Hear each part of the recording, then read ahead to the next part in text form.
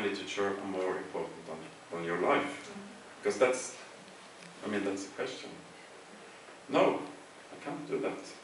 But what I can say is, this is the story about my life, and in my life, the most important person are my father, and I have the right to write about him. Still, he has brothers and relatives, but this is my father, my version of him. He made me. I think a lot of things in this book came from him, you know. So I think that's my defense to all these allegations, is that I can write about him because he's my father.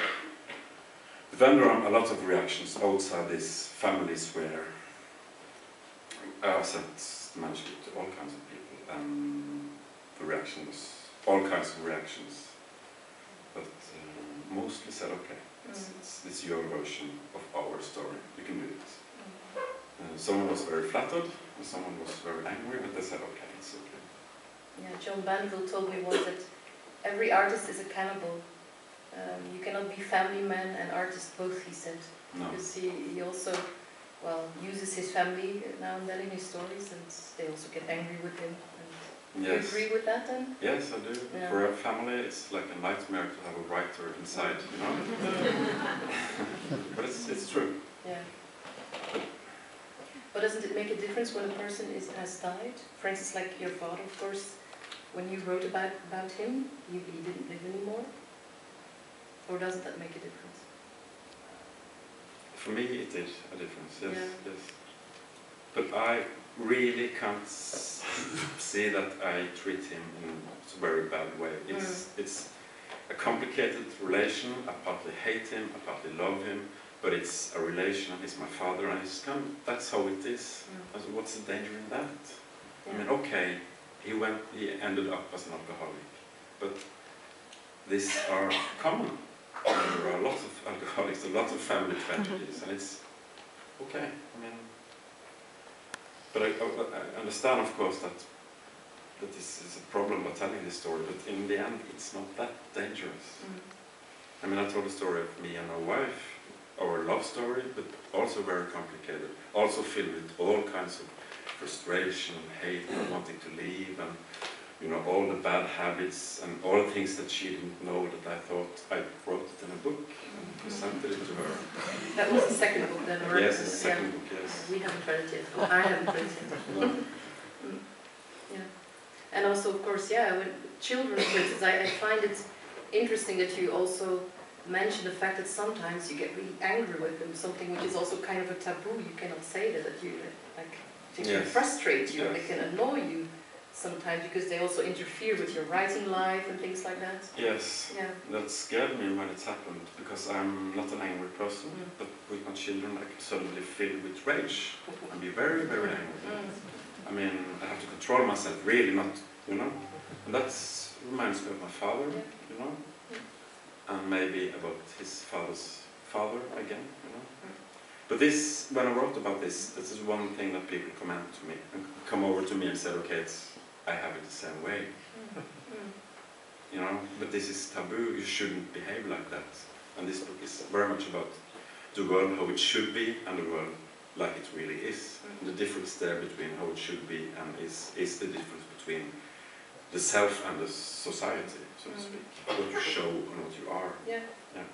Yeah, and also, for instance, expressing emotions as a male, which is something which you do a lot in the book. Yeah. Crying. Yes, it's a lot of crying. Yeah. Crying. Yeah. That's also uncommon, I find. I haven't read that often in male authors. No. I was so ashamed when I grew up because I cried so much. My father was so angry with me because I cried. I mean, she said I was a girl and so on and so on, you know. And then I tried to stop that, you know. But when my father died, I cried all the time for 2 or 3 or 4 days. And I still do that. I still cry quite a lot, actually. And I've been criticized for that, because there's a point in the novel where it just are songs, you know, like, it's like, I don't know it in English, but it's like crying. The sound of crying. Yes, and so on and so on. But that's just because that's the end of language, you know. Something else takes over, and it's almost pure emotion without a language, or it's the language of emotions. Then it was the same thing when the massacre in Utøya happened, and I think that's happened to a lot of Norwegians, that suddenly you cried. You see something on the news and you cry. Normally you have a distance, you know? Normally you don't feel when you see someone get bombed in Baghdad or somewhere. But this happened at home, and we was related to it in some way, and then cried. So did also people respond to that? The fact that you, did they also, some people praise you for that because you? No, I think they're a bit embarrassed and they don't mention it to me. Yeah, but I think that's true. Yeah. I don't laugh much then. Yeah. You know what, I find it so sad that the father is, of course, very important in the book, but there are hardly any conversations with him. No. Only a couple of lines. Yes. The longest conversation may be like, I don't know, 8 lines or something. Yeah. And that's also the longest conversation you have had with him? Or have you had? No, in his last days when he was drunk, he wanted to talk to me. Yeah. And tell how it really was. Yeah. But that was something else, because that was something else in him. But when I grew up, we didn't talk together. And we didn't communicate very well. The first half of this book is when I was 16, he was 40, we were living together. Yeah. My mother was somewhere else. And at that time I fell in love for the first time, but so did he. He was fell in love with someone else. And I drank for the first time, and I loved to drink at that time. I found it fantastic. My father started to drink at the same time. So, and I didn't know at that time, we didn't communicate. He was in love and drank, I was in love and drank, 16, 14. But we didn't know about it. There was no connections, you know.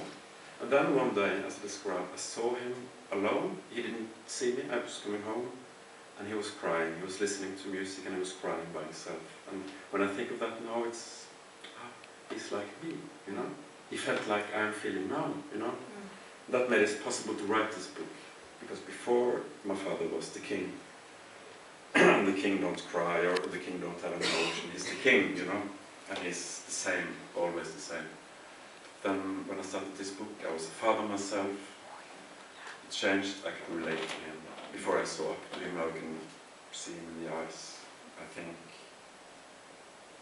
that's what this book is about, it's the relationship between me and my father, and being a father. So becoming a father has